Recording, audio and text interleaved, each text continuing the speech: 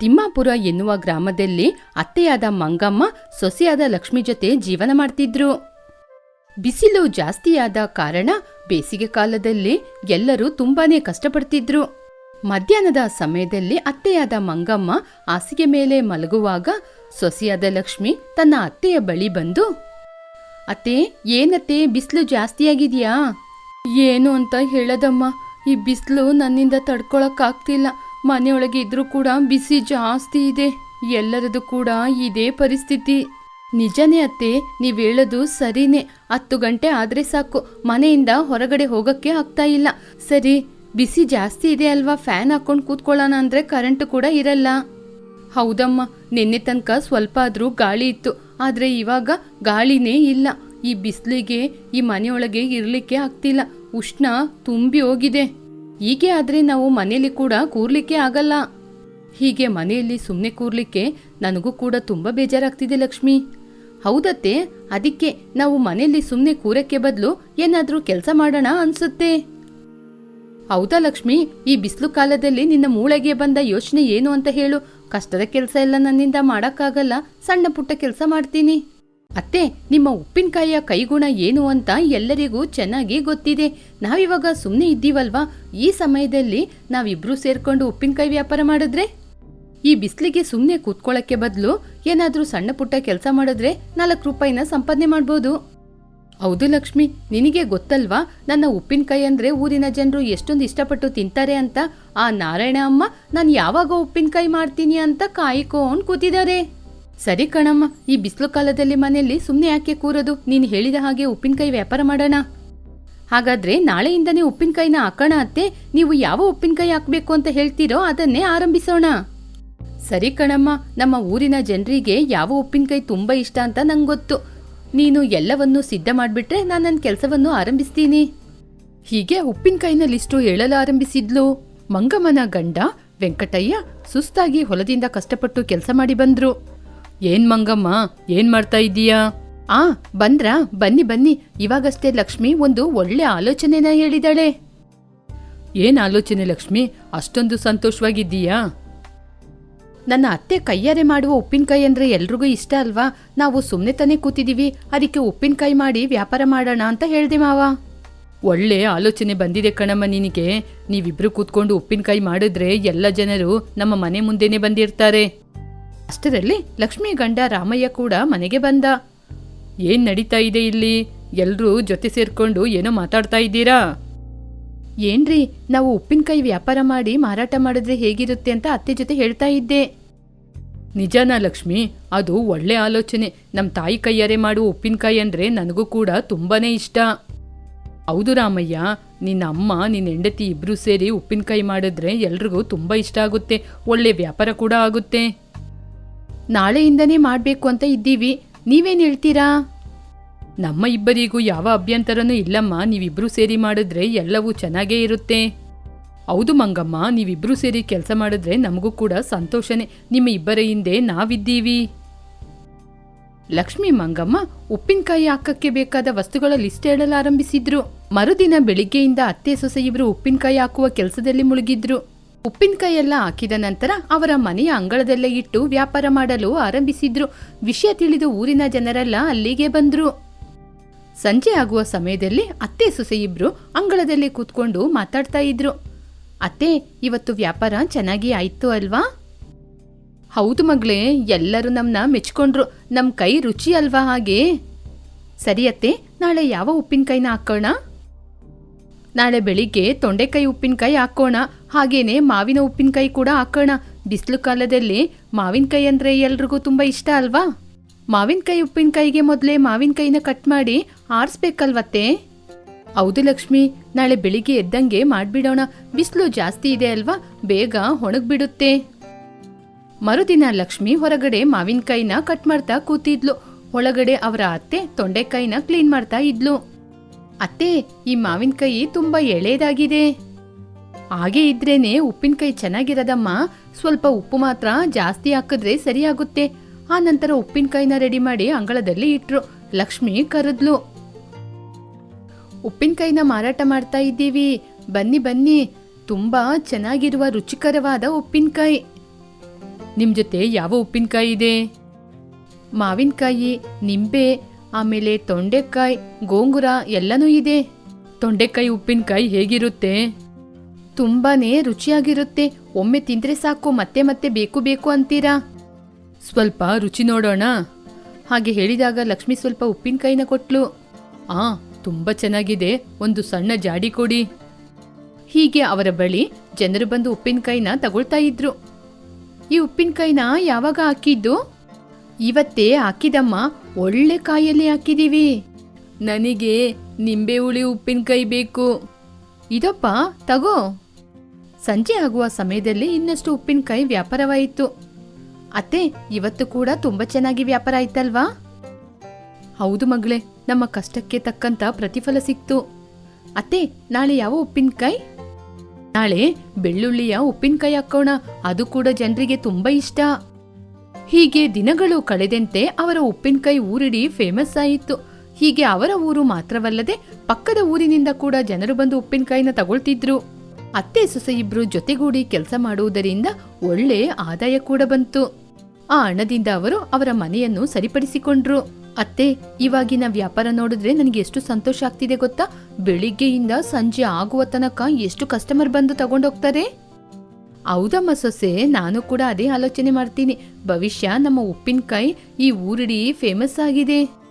ಹೊಸದಾಗಿ ಇನ್ನಷ್ಟು ಉಪ್ಪಿನಕಾಯಿ ಹಾಕಿದ್ರೆ ಚೆನ್ನಾಗಿರುತ್ತೆ ಅನ್ಸುತ್ತೆ. ನಿಮ್ಗೇನಾದ್ರೂ ಆಲೋಚನೆ ಇದೆಯಾ ಅತ್ತೆ? ನನಗೆ ಒಂದು ಆಲೋಚನೆ ಇದೆ ಲಕ್ಷ್ಮಿ. ನಾಳೆ ನಾವು ಮೆಂತೆನ ಅರ್ದು ಉಪ್ಪಿನಕಾಯಿಗೆ ಹಾಕಿ ಮಾಡೋಣ, ಅದು ಎಲ್ರಿಗೂ ತುಂಬಾ ಇಷ್ಟ. ಅತ್ತೆ, ಮೆಂತೆ ಉಪ್ಪಿನಕಾಯ ಆದ್ರೆ ಅದನ್ನ ಒಣಗಿಸಿ ಅದನ್ನ ಅರಿಬೇಕಲ್ವಾ? ಹೌದಮ್ಮ, ಆದ್ರೂ ನಾಳೆ ಬೆಳಿಗ್ಗೆನೆ ನಾವು ಎದ್ದು ಅದನ್ನ ತೊಳೆದು ಆರಿಸಿ ಆಮೇಲೆ ಅರಿಯೋಣ. ಮರುದಿನ ಬೆಳಿಗ್ಗೆ ಅತ್ತೆ ಸೊಸೆ ಇಬ್ರು ಮೆಂತೆನ ಕಲ್ಲಲ್ಲಿ ಅರಿತಾ ಇದ್ರು. ಅತ್ತೆ, ಇದನ್ನ ಅರಿಯೋದು ಸ್ವಲ್ಪ ಕಷ್ಟ ಅತ್ತೆ. ಸ್ವಲ್ಪ ಕಷ್ಟಪಡ್ಬೇಕು ಲಕ್ಷ್ಮಿ. ಕೈಯಲ್ಲೇ ಅರಿದ್ರೇನೆ ಅದರ ಸುವಾಸನೆ ತುಂಬಾ ಘಮಘಮ ಇರೋದು. ಇಲ್ಲಿ ನೋಡಿ ಅತ್ತೆ, ನೈಸ್ ಆಯ್ತಲ್ವಾ? ತುಂಬಾ ಚೆನ್ನಾಗಿ ಮಾಡಿದೀಯ ಮಗಳೇ. ಇದನ್ನ ಇವಾಗ ಉಪ್ಪಿನಕಾಯಿಗೆ ಮಿಕ್ಸ್ ಮಾಡೋಣ. ಸಂಜೆ ಅಂಗಳದಲ್ಲಿ ಕೂತು ಉಪ್ಪಿನಕಾಯಿನ ಮಾರಾಟ ಮಾಡುವಾಗ ಒಂದು ಆಸಕ್ತಿಕರವಾದ ವಿಷಯ ನಡೀತು. ಒಬ್ಬ ವಯಸ್ಸಾದ ವ್ಯಕ್ತಿ ಅಲ್ಲಿಗೆ ಬಂದು, ಅಮ್ಮ, ನಿಮ್ಮ ಉಪ್ಪಿನಕಾಯಿ ಬಗ್ಗೆ ನಾನು ತುಂಬಾ ಕೇಳಿದ್ದೀನಿ. ಎಲ್ಲದರಲ್ಲೂ ಸ್ವಲ್ಪ ಸ್ವಲ್ಪ ಹಾಕಿ ನನಗೆ ಕೊಡ್ಬೋದಾ? ಖಂಡಿತ ತಾತಯ್ಯ, ತಗೊಳ್ಳಿ. ಇದು ನಿಂಬೆ, ಇದು ಗೋಂಗೂರ, ಇದು ಮಾವು, ಹಾಗೆ ಅಂತ ಎಲ್ಲದರಲ್ಲೂ ಸ್ವಲ್ಪ ಸ್ವಲ್ಪ ಹಾಕಿ ಕೊಟ್ಲು. ನಿಮ್ಮ ಕೈ ರುಚಿ ತುಂಬಾ ಚೆನ್ನಾಗಿದೆ. ನನಗೆ ಎಲ್ಲ ಉಪ್ಪಿನಕಾಯಿನೂ ಕೂಡ ಒಂದೊಂದು ಜಾಡಿಯಲ್ಲಿ ಕೊಡಿ, ನಾನು ತಗೊಂಡೋಗ್ತೀನಿ. ಅತ್ತೆ, ಆ ವ್ಯಕ್ತಿ ನಮ್ಮ ಉಪ್ಪಿನಕಾಯಿನ ದೊಡ್ಡ ದೊಡ್ಡ ಜಾಡಿಯಲ್ಲಿ ತಗೊಂಡೋಗ್ತಿದ್ದಾರೆ ಅಂದ್ರೆ ನಿಜವಾಗ್ಲೂ ನಮ್ಮ ಉಪ್ಪಿನಕಾಯಿ ತುಂಬಾ ಚೆನ್ನಾಗಿದೆ. ಹೌದು ಲಕ್ಷ್ಮಿ, ನಿನ್ನ ಕಷ್ಟ ನನ್ನ ಅನುಭವ ಎರಡೂ ಸೇರಿ ನಮಗೆ ಒಳ್ಳೆ ಆದಾಯವನ್ನು ಕೊಡ್ತಾ ಇದೆ. ನಾವು ಅಂದುಕೊಂಡದಕ್ಕಿಂತ ಅಧಿಕ ಹಣ ಬರ್ತಾ ಇದೆ ಅಲ್ವತ್ತೆ? ಇವಾಗ ಈ ಹಣನ ನಾವು ಏನ್ ಮಾಡೋದು? ಸ್ವಲ್ಪ ಹಣವನ್ನು ಕೂಡಿಡೋಣ, ಏನಾದ್ರೂ ಒಂದು ಕಾರ್ಯಕ್ಕೆ ಉಪಯೋಗ ಆಗುತ್ತೆ. ಉಳಿದ ಹಣದಲ್ಲಿ ಮನೆಯ ವ್ಯವಹಾರವನ್ನು ಮಾಡೋಣ. ನೀವು ಹೇಳಿದ ಹಾಗೆ ಮಾಡೋಣ ಅತ್ತೆ. ನಿಮ್ಮ ಆಲೋಚನೆ ಯಾವಾಗ್ಲೂ ಒಳ್ಳೇದೇ ಆಗಿರುತ್ತೆ. ದಿನ ಮಂಗಮ್ಮನ ಗಂಡ ಹೊಲದಿಂದ ಕೆಲಸ ಮಾಡಿ ತುಂಬಾ ಆಯಾಸದಿಂದ ಮನೆಗೆ ಬಂದ್ರು. ಏನ್ರಿ, ಇವತ್ತು ವ್ಯಾಪಾರ ಎಷ್ಟು ಚೆನ್ನಾಗಿ ನಡೀತು ಅಂತ ಗೊತ್ತಾ? ಹೇಗಿತ್ತು ಮಂಗಮ್ಮ? ಅದು ನನಗೆ ಗೊತ್ತಾಗ್ತಾ ಇದೆ. ತುಂಬಾ ಚೆನ್ನಾಗಿ ವ್ಯಾಪಾರ ಆಯ್ತು ರೀ. ನಾವು ಅಂದ್ಕೊಂಡಿರೋದಕ್ಕಿಂತ ಅಧಿಕವಾಗಿ ಲಾಭ ಬಂತು. ತುಂಬಾ ಸಂತೋಷ ಕಣಮ್ಮ. ನೀವಿಬ್ರು ಸೇರಿ ತುಂಬಾನೇ ಕಷ್ಟಪಡ್ತಾ ಇದ್ದೀರಾ. ಅಷ್ಟರಲ್ಲಿ ಲಕ್ಷ್ಮಿ ಕೂಡ ಅಲ್ಲಿಗೆ ಬಂದ್ಲು. ನಮ್ಮ ಸೊಸೆ ಬೆಳಿಗ್ಗಿನ ಜಾವದಿಂದನೇ ಕಷ್ಟಪಡ್ತಾಳೆ. ನಾನು ಅವಳು ಕಷ್ಟಪಟ್ಟಿದ್ದಕ್ಕೆ ರುಚಿಯಾಗಿ ಮಾಡಿಕೊಡ್ತಿದ್ದೀನಿ. ಲಕ್ಷ್ಮಿ, ನಿಮ್ಮಿಬ್ಬರ ಕೈ ರುಚಿ ತುಂಬಾ ಚೆನ್ನಾಗಿದೆ. ಈ ಊರಿಡಿ ನಿಮ್ಮ ಉಪ್ಪಿನಕಾಯಿ ಬಗ್ಗೆನೇ ಹೊಗಳ್ತಾನೆ ಇದ್ದಾರೆ. ನೋಡು ಲಕ್ಷ್ಮಿ, ನಾವಿಬ್ರು ಜೊತೆಗೂಡಿ ಕೆಲಸ ಮಾಡುವುದರಿಂದ ನಮಗೆ ಎಷ್ಟು ಒಳ್ಳೆಯದು ನಡೀತಾ ಇದೆ. ನಿಜನೇ ಮಂಗಮ್ಮ, ನೀವಿಬ್ರು ಹೀಗೇನೆ ಜೊತೆಗೂಡಿ ಇದ್ರೆ ನಮಗೆ ಒಳ್ಳೇದೇ ಆಗೋದು. ನಾವು ಹೀಗೆ ಒಗ್ಗಟ್ಟಿನಿಂದ ಇದ್ರೆ ಏನ್ ಬೇಕಾದ್ರೂ ಸಾಧನೆ ಮಾಡ್ಬೋದು ಅತ್ತೆ. ನನ್ನ ಬುದ್ಧಿವಂತಿಕೆ ನಿಮ್ಮ ಕೈ ರುಚಿ. ಹೌದು ಲಕ್ಷ್ಮಿ, ನಿನ್ನ ಪ್ರೋತ್ಸಾಹ ಮಾತ್ರ ಇಲ್ಲದಿದ್ರೆ ನಾನು ಈ ಕೆಲಸಕ್ಕೆ ಇಳಿದಿರೋದಿಲ್ಲ. ಹೌದು, ನೀವು ಯಾವಾಗ್ಲೂ ಹೀಗೆ ಒಗ್ಗಟ್ಟಿನಿಂದ ಇದ್ರೆ ನಮ್ಮ ಮನೆಗೆ ಎಲ್ಲಾ ರೀತಿಯ ಸಿರಿ ಸಂಪತ್ತು ಬರುತ್ತೆ. ಸುಬ್ಬಯ್ಯ, ಆ ಮಂಗಮ್ಮ ಲಕ್ಷ್ಮಿ ಎಷ್ಟು ಚೆನ್ನಾಗಿ ಕೆಲಸ ಮಾಡ್ತಿದ್ದಾರೆ. ನಾವೆಲ್ಲರೂ ಅವ್ರನ್ನ ನೋಡಿನೇ ಎಲ್ಲಾ ವಿಚಾರವನ್ನು ಕಲ್ತ್ಕೋಬೇಕು. ಹೌದು ಕಣ್ರಯ್ಯ, ಅವರ ಉಪ್ಪಿನಕಾಯಿ ಕೈ ರುಚಿ ಅಷ್ಟೊಂದು ಚೆನ್ನಾಗಿದೆ. ಒಂದ್ಸಲ ತಿಂದ್ರೆ ಸಾಕು ತಿನ್ಬೇಕು ತಿನ್ಬೇಕು ಅನ್ಸುತ್ತೆ. ಅತ್ತೆ ಸೊಸೆ ನಡುವೆ ಇರುವ ಪ್ರೀತಿ ಬಾಂಧವ್ಯ ಹಾಗೇನೇ ಇದೆ. ಆ ಬೇಸಿಗೆ ಕಾಲ ಆ ಗ್ರಾಮದಲ್ಲಿ ಅತ್ತೆ ಸೊಸೆಯ ಅನುಭವ ಒಂದು ಸವಿಯಾದ ನೆನಪಾಗಿತ್ತು. ಅತ್ತೆ ಸೊಸೆ ಇಬ್ರು ಕಷ್ಟಪಟ್ಟು ಒಗ್ಗಟ್ಟಿನಿಂದ ಮಾಡುವ ಕೆಲಸ ಊರಿನವರಿಗೆ ಕೂಡ ತುಂಬಾ ಸಂತೋಷವಾಗಿತ್ತು. ವಾಣಿ ಹೀಗೆ ಹೇಳಿದ್ಲು, ಏನ್ರಿ, ನಮ್ಗೆ ಮದುವೆ ಆಗಿ 3 ವರ್ಷ ಆಯ್ತು. ಪ್ರತಿ ವರ್ಷ ಅತ್ತೆ ಮಾವ ಬೇಸಿಗೆ ರಜೆಯಲ್ಲಿ ಇಲ್ಲಿ ಬಂದು ಎಂಜಾಯ್ ಮಾಡ್ಕೊಂಡು ಹೋಗ್ತಾರೆ. ಈ ಸಲ ನಾವು ಅತ್ತೆ ಊರಿಗೆ ಹೋಗೋಣ ರೀ. ಏನ್ ಹೇಳ್ತೀಯ ನೀನು? ಆ ಹಳ್ಳಿಯಲ್ಲಿ ಹೋಗಿ ನೀನಿರ್ತೀಯ? ನಿನಗೆ ಎಸಿ ಇಲ್ಲದೆ ಇರಕ್ಕೆ ಆಗೋದಿಲ್ಲ. ಆಗಿರೋವಳು ಅಲ್ಲಿ ಹೋಗಿ ಇರ್ತೀನಿ ಅಂತ ಹೇಗೆ ಹೇಳ್ತೀಯಾ? ಯಾಕೆ ರೀ ನಾನೋಗಿ ಇರಲ್ಲ? ಆ ಹಳ್ಳಿಯ ಸುಂದರ ವಾತಾವರಣ ಎಷ್ಟು ಚೆನ್ನಾಗಿರುತ್ತೆ. ಬೆಳಿಗ್ಗೆ ಕೋಳಿ ಕೂಗುತ್ತೆ, ಅಂಗಳದಲ್ಲಿ ಎಲ್ಲರೂ ರಂಗೋಲಿ ಹಾಕ್ತಾರೆ. ಆಹಾ, ಹಾಡು ಎಷ್ಟೊಂದು ಚೆನ್ನಾಗಿರುತ್ತೆ. ಹೌದೌದು, ಇವಾಗ ಹೇಳದ್ ಮಾತ್ರ ಹೀಗೆ ಹೇಳ್ತೀಯ. ಅಲ್ಲಿ ಹೋದ್ಮೇಲೆ ಆ ಬೇಸಿಗೆಗೆ ಮೈಯೆಲ್ಲ ಬೆಂದೋಗುತ್ತೆ, ಅವಾಗ ಗೊತ್ತಾಗುತ್ತೆ. ಈ ವರ್ಷ ಬೇಸಿಗೆ ಕಾಲದಲ್ಲಿ ಅತ್ತೆ ಜೊತೆ ಇರ್ಬೇಕು ಅನ್ಕೊಂಡಿದ್ದೀನಿ. ನನ್ನ ಕರ್ಕೊಂಡೋಗ್ತೀರಾ ಇಲ್ವಾ? ಮೊದಲು ಹೇಳಿ ನೋಡೋಣ. ಸರಿ ಆಯ್ತಾಯ್ತು. ನಾನು ಇಷ್ಟು ಹೇಳಿದ್ರು ಕೂಡ ನೀನು ನನ್ನ ಮಾತು ಕೇಳದೇ ಇಲ್ಲ ಅಲ್ವಾ? ಸರಿ ಆಯ್ತು, ಕರ್ಕೊಂಡೋಗ್ತೀನಿ. ಲಗೇಜ್ ಎಲ್ಲ ಪ್ಯಾಕ್ ಮಾಡ್ಕೊ, ನಾಳೆ ಬೆಳಿಗ್ಗೆನೆ ಹೋಗ್ಬೇಕು. ಹಾಗೆ ಹೇಳಿದ ವಾಣಿ ಗಂಡನಾದ ರಘು. ಗಂಡ ಹೇಳಿದ ತಕ್ಷಣ ವಾಣಿ ಲಗೇಜ್ ಎಲ್ಲ ಪ್ಯಾಕ್ ಮಾಡಿ ಇಟ್ಟಿದ್ಲು. ಆ ದಿನ ರಾತ್ರಿ ಮಲಗುವ ಮುಂಚೆನೆ ವಾಣಿ ಹಳ್ಳಿಯ ಬಗ್ಗೆನೇ ಆಲೋಚನೆ ಮಾಡ್ತಿದ್ಲು. ರೀ, ಹಳ್ಳಿಯಲ್ಲಿ ಎತ್ತಿನ ಗಾಡಿ ಇರುತ್ತೆ ಅಲ್ವಾ? ನಾವು ಆ ಎತ್ತಿನ ಗಾಡಿಯಲ್ಲಿ ಹೋಗೋಣ. ಹಾಗೇನೆ ಹೊಲ ಗದ್ದೆಗೆಲ್ಲ ಹೋಗೋಣ. ಅಯ್ಯೋ ವಾಣಿ, ಸುಮ್ನೆ ನನಗೆ ತೊಂದರೆ ಕೊಡ್ಬೇಡ. ನಾಳೆ ಊರಿಗೋದ್ಮೇಲೆ ಏನ್ ಬೇಕಾದ್ರೂ ಮಾಡ್ಕೊ. ನಾನಿವಾಗ ನಿದ್ರೆ ಮಾಡ್ತೀನಿ, ನನ್ನ ನಿದ್ರೆ ಮಾಡಕ್ ಬಿಡು. ಹಾಗೆ ಹೇಳಿ ನಿದ್ರೆ ಮಾಡಿದ ಅವಳ ಗಂಡ. ಆದ್ರೆ ವಾಣಿ ಮಾತ್ರ ಹಳ್ಳಿಯ ಬಗ್ಗೆನೇ ಆಲೋಚನೆ ಮಾಡ್ಕೊಂಡೇ ನಿದ್ರೆ ಮಾಡಿದ್ಲು. ಹೀಗೆ ವಾಣಿ ಬೆಳಗಿನ ಜಾವ ಆಗುವುದಕ್ಕೆ ಮುಂಚೆನೆ, ರೀ ಎದ್ದೇಳ್ರಿ, ಟೈಮ್ ಆಗ್ತಿದೆ, ನಾವು ಬೇಗ ರೆಡಿಯಾಗಿ ಹೋಗ್ಬೇಕಲ್ವಾ? ಹೀಗೆ ವಾಣಿ ಅವಳ ಗಂಡನನ್ನು ನಿದ್ರೆಯಿಂದ ಎಬ್ಬಿಸಿದ್ಲು. ರಘು ಮತ್ತಿನಿಂದ ಎದ್ದು, ಅಯ್ಯೋ ಏನೇ ವಾಣಿ, ಅಷ್ಟು ಬೇಗ ನನ್ನ ಎಬ್ಬಿಸ್ಬಿಟ್ಟೆ, ಸ್ವಲ್ಪ ಹೊತ್ತು ನಿದ್ರೆ ಮಾಡ್ತೀನಿ ಕಣೆ. ರೀ, ಟೈಮ್ ನೋಡಿದ್ರಾ? 3 ಗಂಟೆ ಆಗ್ತಾ ಇದೆ, ನಾವು ಬೇಗ ಎದ್ದು ರೆಡಿ ಆಗ್ಬೇಕಲ್ವಾ? ಅಯ್ಯೋ, ನೀನ್ ಯಾಕೇನೆ ಇಷ್ಟೊಂದು ಅರ್ಜೆಂಟ್ ಮಾಡ್ತಾ ಇದ್ದೀಯಾ? 3 ಗಂಟೆ ಆಗಿದಷ್ಟೇ, ಇಷ್ಟು ಬೇಗ ಎಲ್ಲಿಗೇನೆ ಹೋಗೋದು? ಹೀಗೆ ವೇಣುವನ್ನು ಬಲವಂತವಾಗಿ ನಿದ್ರೆಯಿಂದ ಎಬ್ಬಿಸಿ ರೆಡಿಯಾಗಕ್ಕೆ ಹೇಳಿದ್ಲು. ಆನಂತರ ಇಬ್ಬರೂ ಸೇರಿ ಗಣಿಗೋಡು ಎನ್ನುವ ಗ್ರಾಮಕ್ಕೆ ಹೊರಟು ಹೋದ್ರು. ಅರೆ ರಘು, ವಾಣಿ, ಏನ್ರೇ ಹೇಳದೆ ಕೇಳದೆ ಇದ್ದಕ್ಕಿದ್ದಂಗೆ ಬಂದ್ಬಿಟ್ಟಿದ್ದೀರಾ? ಹೊರಡುವ ಮುಂಚೆ ಒಂದು ಕಾಲ್ ಮಾಡಿದ್ರೆ ಚೆನ್ನಾಗಿತ್ತಲ್ವಾ? ಅಯ್ಯೋ ಅತ್ತೆ, ನಾನೇ ನಿಮ್ಗೆ ಹೇಳದ್ ಬೇಡ ಅಂತ ಹೇಳಿದ್ದು, ಸರ್ಪ್ರೈಸ್ ಕೊಡೋಣ ಅಂತ. ಬನ್ನಿ ಅತ್ತೆ, ಒಳಗೋಗಿ ಕೂತು ಮಾತಾಡೋಣ. ಅತ್ತೆಯಾದ ರಾಧಮ್ಮ ದಿಢೀರಂತ ಬಂದಂತಹ ತನ್ನ ಸೊಸೆಗೆ ವಿಧ ವಿಧವಾದ ಅಡಿಗೆಯನ್ನು ಮಾಡಿಕೊಟ್ರು. ವಾಣಿ ಹೊಟ್ಟೆ ತುಂಬ ತಿಂದು, ಅತ್ತೆ ಊಟ ತುಂಬಾ ಚೆನ್ನಾಗಿದೆ. ನೀವು ಮಾಡಿಕೊಟ್ಟ ಬದ್ನೆಕಾಯಿ ಸಾರು ತುಂಬಾ ರುಚಿಯಾಗಿತ್ತು. ಬದ್ನೆಕಾಯಿ ನಮ್ಮ ಅಂಗಳದಲ್ಲಿ ಬೆಳೆಸಿದಮ್ಮ, ಯಾವ ಮದ್ದು ಏನು ಹಾಕದೆ ಬೆಳೆಸಿರೋದು. ಓಹೋ, ಅದಕ್ಕೆನಾ ಅತ್ತೆ ಈ ವಯಸ್ಸಲ್ಲಿ ಕೂಡ ನೀವು ಇಷ್ಟೊಂದು ಎನರ್ಜೆಟಿಕ್ ಆಗಿರೋದು? ಇವತ್ ರಾತ್ರಿ ಬೇಗನೆ ನಿದ್ರೆ ಮಾಡಿ ನಾಳೆ ಬೆಳಿಗ್ಗೆ ಎದ್ದು ಊರ್ ಸುತ್ತಾಣತ್ತೆ. ಸರಿಯಮ್ಮ ಸೊಸೆ, ಹೋಗಿ ಮಲ್ಕೋ. ರಘು, ಹೋಗಪ್ಪ, ನೀನು ಕೂಡ ಹೋಗಿ ಮಲ್ಕೋ. ಸರಿಯಮ್ಮ. ವಾಣಿ ಮತ್ತು ರಘು ರೂಮಿಗೆ ಹೋಗಿ ಮಲ್ಕೊಂಡ್ರು. ಸ್ವಲ್ಪ ಸಮಯದಲ್ಲೇ ಕರೆಂಟ್ ಹೋಯಿತು. ಫ್ಯಾನು ತಿರ್ಗೋದೆ ನಿಂತೋಗಿ ಸೆಕೆ ಇನ್ನಷ್ಟು ಜಾಸ್ತಿ ಆಯಿತು. ಅಯ್ಯೋ, ಏನ್ರಿ ಇದು, ಇಷ್ಟೊಂದು ಸೆಕೆ ಆಗ್ತಾ ಇದೆ, ಈ ಕರೆಂಟ್ ಬರುತ್ತಾ ಇಲ್ವಾ? ಇದು ಸಿಟಿ ಅಲ್ಲ ವಾಣಿ, ಹೋಗಿ 10 ನಿಮಿಷದಲ್ಲಿ ಬರ್ಲಿಕ್ಕೆ. 10 ನಿಮಿಷದಲ್ಲಿ ಬಂದ್ರೂ ಬರ್ಬೋದು, ಅಥವಾ ನಾಳೆ ಕೂಡ ಬರ್ಬೋದು. ಏನೋ ಬೆಳಿಗ್ಗೆ ತನಕ ಕರೆಂಟ್ ಬರಲ್ವಾ? ಅಯ್ಯೋ, ಮೊದ್ಲೇ ಸೆಕೆ, ಅದರಲ್ಲಿ ಈ ಸೊಳ್ಳೆ ಬೇರೆನಾ? ಏನ್ರಿ, ಏನಾದ್ರೂ ಮಾಡ್ರಿ, ನನ್ನಿಂದ ಆಗಲ್ಲ. ಇವಾಗ ಏನು ಮಾಡಕ್ಕಾಗಲ್ಲ, ಈ ಗಾಳಿ ಬೀಸಣಿಗೆನೆ ತಗೊಂಡು ನೀನೇ ಬೀಸ್ಕೋ. ಹಾಗೆ ಹೇಳಿ ಗಾಳಿ ಬೀಸಣಿಗೆಯನ್ನು ವಾಣಿ ಕೈಯಲ್ಲಿ ಕೊಟ್ಟ. ವಾಣಿ ಏನು ದೋಚಲು ಸಾಧ್ಯವಾಗದೆ ಆ ಬೀಸಣಿಗೆಯಲ್ಲಿ ಗಾಳಿ ಬೀಸ್ತಾನೆ ಇದ್ಲು.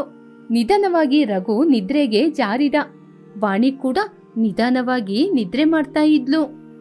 ಆಗ ಗೋಡೆ ಮೇಲೆ ಹಲ್ಲಿ ಶಬ್ದ ಮಾಡುವುದನ್ನು ನೋಡಿ, ಅಯ್ಯೋ ಹಲ್ಲಿ ರೀ, ಹಲ್ಲಿ, ಏನ್ರಿ, ಎದ್ದೇಳ್ರಿ. ವಾಣಿ ಹೆದರಿ ಹೋಗಿ ರಘುನ ಎಬ್ಬಿಸಲು ನೋಡಿದಾಗ ರಘು ಎದ್ದೇಳಲೇ ಇಲ್ಲ. ಆವಾಗ ವಾಣಿ, ಆ ಹಲ್ಲಿ ಯಾವ ಕಡೆಯೋ ಹೋಗ್ತಾ ಇದೆಯೋ ಅದೇ ಕಡೆ ವಾಣಿ ನೋಡ್ತಾ ನೋಡ್ತಾ ತನ್ನ ಕಡೆ ಎಲ್ಲಿ ಬಂದ್ಬಿಡುತ್ತೆ ಅಂತ ಭಯದಿಂದ ಕೂತ್ಕೊಂಡೇ ಇದ್ಲು. ವಾಣಿ ವಾಣಿ ಇದೇನಿದು, ಕೂತ್ಕೊಂಡೇ ನಿದ್ರೆ ಮಾಡ್ತಾ ಇದ್ದೀಯಾ? ಹೌದು, ಬೆಳಿಗ್ಗೆ ಎದ್ದ ತಕ್ಷಣ ಹೊರಗಡೆ ಅಂಗಳದಲ್ಲಿ ರಂಗೋಲಿ ಹಾಕ್ಬೇಕು, ಹೊರಗಡೆ ಹೋಗ್ಬೇಕು ಅಂತ ಇನ್ನೂ ನಿದ್ರೆ ಮಾಡ್ತಾ ಇದ್ದೀಯಾ? ರಾತ್ರಿಡೀ ಅಲ್ಲಿ ನನ್ನ ನಿದ್ರೆ ಮಾಡಕ್ಕೆ ಬಿಡ್ಲಿಲ್ಲ.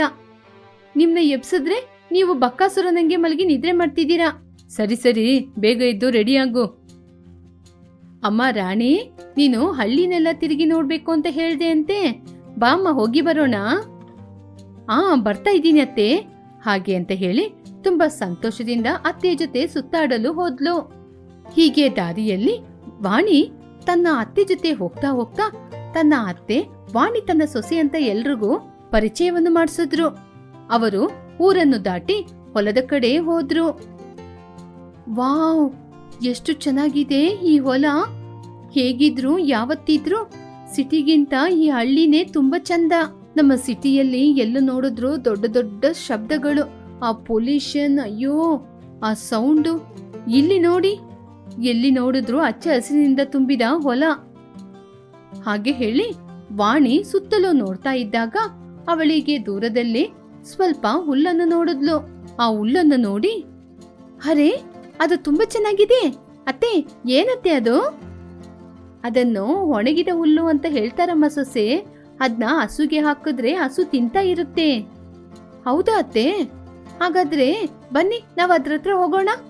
ಹೀಗೆ ವಾಣಿ ರಾಧಮ್ಮ ಅವರಿಬ್ಬರು ಕೂಡ ಹುಲ್ಲು ಇರುವ ಕಡೆಗೆ ಬಂದ್ರು.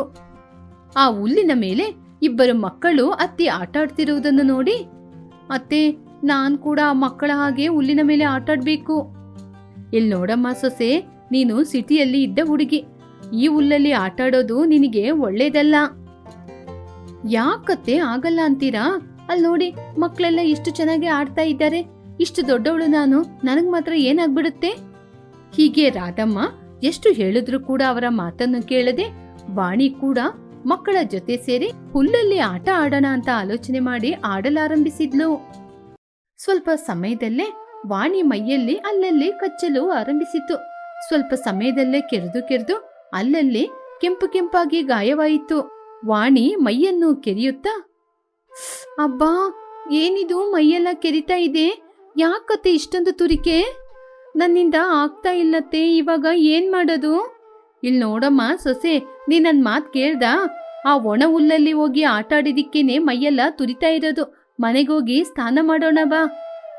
ಹಾಗೆ ಹೇಳಿ ರಾಧಮ್ಮ ವಾಣಿನ ಮನೆಗೆ ಕರ್ಕೊಂಡೋದ್ರು. ಅತ್ತೆ, ಮನೆ ತನಕ ಹೋಗುವ ತನಕ ನನಗೆ ಈ ಕಡ್ತನ ತಡ್ಕೊಳಕ್ ಆಗಲ್ಲ. ಎಲ್ಲಾದ್ರೂ ಸ್ವಿಮ್ಮಿಂಗ್ ಪೂಲ್ ಏನಾದ್ರೂ ಇದ್ರೆ ನನ್ನ ಕರ್ಕೊಂಡೋಗಿ ಅತ್ತೆ. ಆರಾಮವಾಗಿ ಹೋಗಿ ಅದ್ರಲ್ಲಿ ಮುಳುಗ್ತೀನಿ. ಅಯ್ಯೋ ಸೊಸೆ, ಸ್ವಿಮ್ಮಿಂಗ್ ಪೂಲ್ ಅಲ್ಲ ಇರ್ಲಿಕ್ಕೆ, ಇದೇನು ಸಿಟಿ ಅಲ್ಲಮ್ಮ. ಅಯ್ಯೋ ಅತ್ತೆ, ನನ್ನಿಂದ ಆಗ್ತಾ ಇಲ್ಲ. ಹಾಗೆ ಹೇಳಿ ವಾಣಿ ಕಷ್ಟಪಡ್ತಾ ಇದ್ಲು. ಆಗ ರಾಧಮ್ಮನಿಗೆ ಒಂದು ಆಲೋಚನೆ ಬಂತು. ಅಮ್ಮ ಸೊಸೆ, ಈ ಗ್ರಾಮದಲ್ಲಿರುವ ಸ್ವಿಮ್ಮಿಂಗ್ ಪೂಲ್ನ ನಿನಗೆ ಪರಿಚಯ ಮಾಡಿಸ್ತೀನಿ ಬಾ. ಹಾಗೆ ಅಂತ ಹೇಳಿ ಆ ಊರಲ್ಲಿರುವ ನದಿಯ ಕಡೆಗೆ ತನ್ನ ಸೊಸೆಯನ್ನು ಕರ್ಕೊಂಡೋದ್ರು ರಾಧಮ್ಮ. ಇದೇ ಕಣಮ್ಮ ನಮ್ಮ ಗ್ರಾಮದ ಸ್ವಿಮ್ಮಿಂಗ್ ಪೂಲು, ಇದರಲ್ಲಿ ಹೋಗಿ ನೀನು ಸ್ನಾನ ಮಾಡಿ ಬಾ. ವಾವ್ ಅತ್ತೆ, ತುಂಬಾ ಚೆನ್ನಾಗಿದೆ ಅತ್ತೆ, ನೀವು ಇಲ್ಲೇ ಇರಿ, ನಾನು ಹೋಗಿ ಈಜ್ಕೊಂಡ್ ಬರ್ತೀನಿ. ಹಾಗೆ ಹೇಳಿ ವಾಣಿ ನೀರಿಗೆ ಇಳಿದು ಈಜಲು ಆರಂಭಿಸಿದ್ಲು. ಅತ್ತೆ, ಇಲ್ಲಿ ತುಂಬಾ ಚೆನ್ನಾಗಿದೆ, ಎಷ್ಟು ದೂರ ಬೇಕಾದ್ರೂ ಇಲ್ಲಿ ಈಜ್ತಾ ಹೋಗ್ಬೋದು. ಅದೇ ಸಿಟಿಯಲ್ಲಾದ್ರೆ ಇಷ್ಟು ದೂರ ಅಷ್ಟು ದೂರ ಅಂತ ಮಾತ್ರ ಇರುತ್ತೆ. ಹಾಗೆ ಹೇಳಿ ಸಂತೋಷದಿಂದ ಸ್ವಿಮ್ ಮಾಡ್ತಾ ಇದ್ಲು. ಹೀಗೆ ಸ್ವಲ್ಪ ಹೊತ್ತಿನಲ್ಲಿ ಅಲ್ಲಿ ಹಸುಗಳು ಎಮ್ಮೆಗಳು ಸ್ನಾನ ಮಾಡ್ಲಿಕ್ಕೆ ಅಂತ ನದಿಗೆ ಬಂದವು. ಅದನ್ನು ನೋಡಿ ವಾಣಿ ನೀರಿನಿಂದ ಮೇಲೆ ಬಂದು, ಚಿಚಿ ಏನತ್ತೆ, ಹಸು ಎಮ್ಮೆ ಎಲ್ಲ ಸ್ನಾನ ಮಾಡಕ್ ಬರ್ತಾ ಇದೆ? ನಿನಗೆ ನಾನು ಹೇಳ್ದೆ ಅಲ್ವಮ್ಮ ಸೊಸೆ, ಇದು ಹಳ್ಳಿಯ ಸ್ವಿಮ್ಮಿಂಗ್ ಪೂಲ್ ಅಂತ. ಯಾರ್ ಬೇಕಾದ್ರೂ ಯಾವಾಗ ಬೇಕಾದ್ರೂ ಬಂದು ಸ್ವಿಮ್ ಮಾಡ್ಬೋದು. ಹಾಗೆ ಅಂತ ಹೇಳಿದಾಗ ವಾಣಿ ಚೀಚಿ ಅಂತ ಹೇಳುತ್ತಾ ಅಲ್ಲಿಂದ ಮನೆಗೆ ಬಂದು ನಡೆದ ವಿಚಾರವನ್ನು ತನ್ನ ಗಂಡನಿಗೆ ಕೂಡ ಹೇಳಿದ್ಲು. ಹಳ್ಳಿ ಅಂದ್ಮೇಲೆ ಹೀಗೇನೆ ಅಮ್ಮ ಇರೋದು. ಏನ್ರಿ, ಇನ್ನು ನಾನು ಒಂದು ನಿಮಿಷ ಕೂಡ ಇಲ್ಲಿರೋದಿಲ್ಲ. ರಾತ್ರಿ ಆದ್ರೆ ಹಲ್ಲಿ ಬರುತ್ತೆ, ಹಗಲಲ್ಲಿ ಈ ಪರಿಸ್ಥಿತಿ. ನನ್ನಿಂದ ಆಗೋದಿಲ್ಲ ರೀ. ಬನ್ರಿ ನಾವು ಸಿಟಿಗೆ ಹೋಗೋಣ. ಅಷ್ಟೇನಾ? ವಾಣಿ, ನಿಜವಾದ ಹಳ್ಳಿನ ನಿನಗೆ ನಾನ್ ತೋರಿಸ್ತೀನಿ ಬಾ. ಹೀಗೆ ರಘು ತನ್ನ ಹೆಂಡತಿಯನ್ನು ಕರ್ಕೊಂಡೋಗಿ ಎತ್ತಿನ ಗಾಡಿಯಲ್ಲಿ ಸುತ್ತಾಡಿಸಿ ತನ್ನ ಹೆಂಡತಿಗೆ ಎಳನೀರನ್ನು ಕುಡಿಸುತ್ತಾ ನದಿಯ ತೀರಕ್ಕೆ ಹೋಗಿ ಮೀನು ಹಿಡಿಯುತ್ತಾ ವಾಣಿಗೆ ನಿಜವಾದ ಹಳ್ಳಿಯನ್ನು ತೋರಿಸ್ತಾ ಇದ್ದ. ಅದೆಲ್ಲವನ್ನು ನೋಡಿದ ವಾಣಿ ತುಂಬಾನೇ ಸಂತೋಷಪಟ್ಲು.